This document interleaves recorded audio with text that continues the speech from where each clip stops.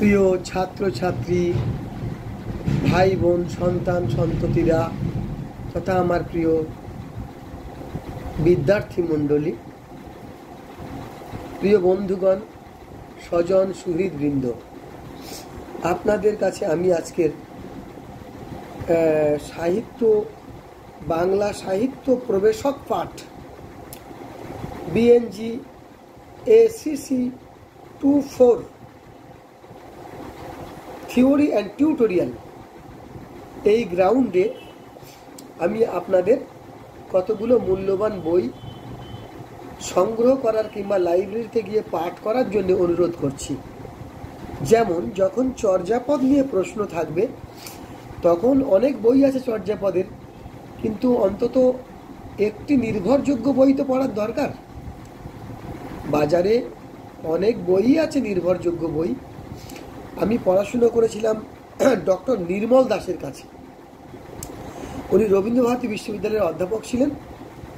ওনার লেখা চর্যাগীতি পরিক্রমা বইটা আমার খুব পছন্দ হয়েছে। আমি হয়তো ওনার ছাত্র বলেই আপনাদেরকে বলছি যে চর্যাগীতি পরিক্রমা বইটা পড়ুন, তাতে দেখবেন আপনার 80 to 90% চর্যাপদ সম্পর্কে, হয়তো 95% কি হয়তো আর একটু বেশিই পাবেন। আমি কমপক্ষে 95% চর্যাপদের সমস্ত তথ্য আপনি পাবেন নির্মল বাবুর চর্যাগীতি পরিক্রমা বইটিতে। আমি ওনার ছাত্র হিসেবে গর্বিত। আমি ওনার কাছে সরাসরি পড়াশোনা করেছিলাম এবং ওনার বইটার ডেপথ সম্পর্কে আমার ধারণা আছে। শ্রীকৃষ্ণ কীর্তনের বেলায় আপনারা অমিত্রসূদন ভট্টাচার্য সম্পাদিত শ্রীকৃষ্ণ কীর্তন বইটা নেবেন।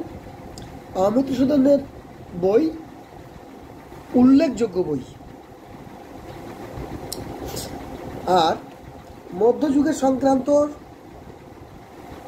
দুখানা বই আমার খুব পছন্দ ছিল। তার মধ্যে একটি হচ্ছে মধ্যযুগের কবি ও কাব্য শঙ্করী প্রসাদ বসু। আমার আরেকটি বই পছন্দ ছিল, সেটা আপনারা পাবেন কিনা জানি না, রাজসভার কবি ও কাব্য। সেটা আমার এক মাস্টারমশাই লিখেছিলেন।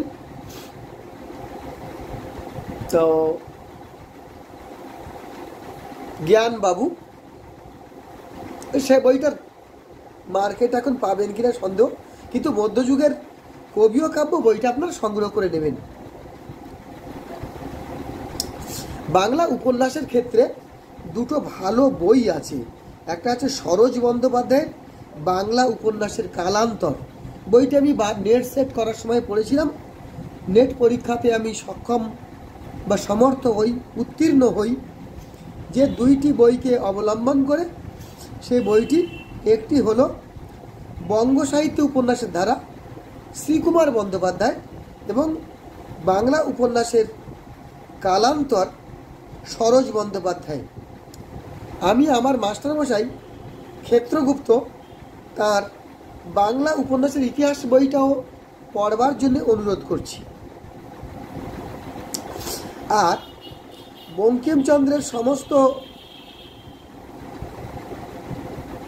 বিষয় জানবার জন্য আমার মনে হয় প্রমথনাথ ঋষির বঙ্কিম সরণী বইটা আপনারা পাঠ করলে উপকারে লাগবে। এছাড়া সুবোধ সেনগুপ্ত তো বঙ্কিমচন্দ্র সম্পর্কে লিখেছেন, সেটা নিয়ে আমি আর আপনাদেরকে পুনরায় বলছি না।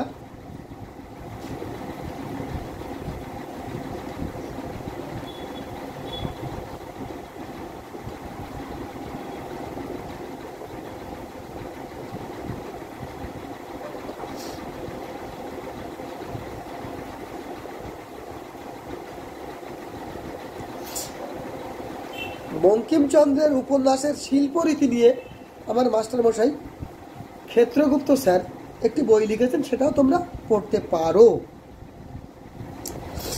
আর ছোট গল্পের ওপরে অরুণ বাবুর বইটা ভালো বই। অরুণ মুখোপাধ্যায় বাংলা গদ্য রীতির ইতিহাস। তাতে ছোট গল্প সম্পর্কে কিছু আলোচনা রয়েছে, কিন্তু একেবারে সরাসরি ছোট গল্পের উপর বীরেন দত্তবাবুর বই বাংলা ছোট গল্প প্রসঙ্গ ও প্রকরণ বইটা ভালো বই।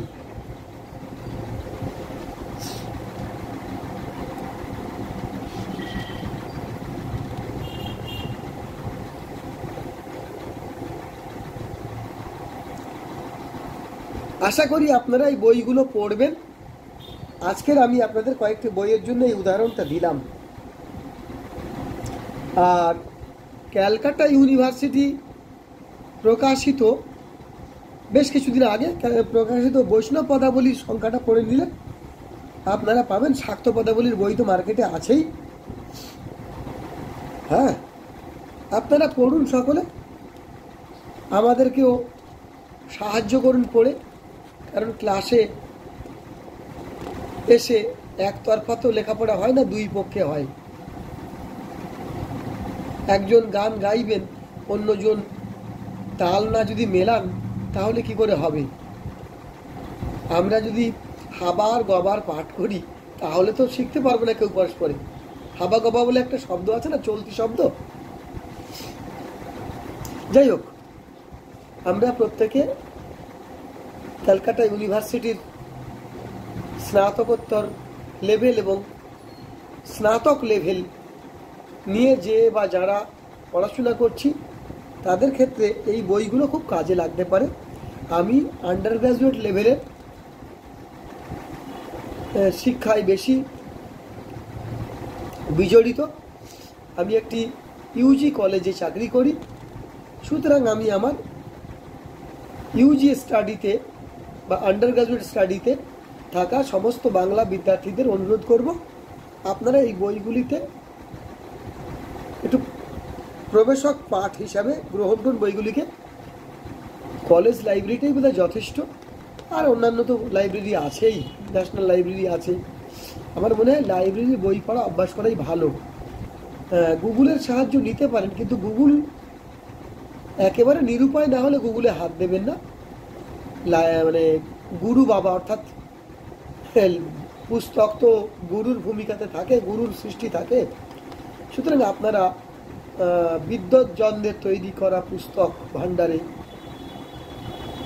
যত্নবান হন, সেখানে অধ্যয়ন করুন, অনুশীলন করুন, অধ্যয়ন করুন। নিজের শেখা বস্তুটি ছোটদেরকে শেখান, এটা উপদেশ হিসাবে নেবেন না।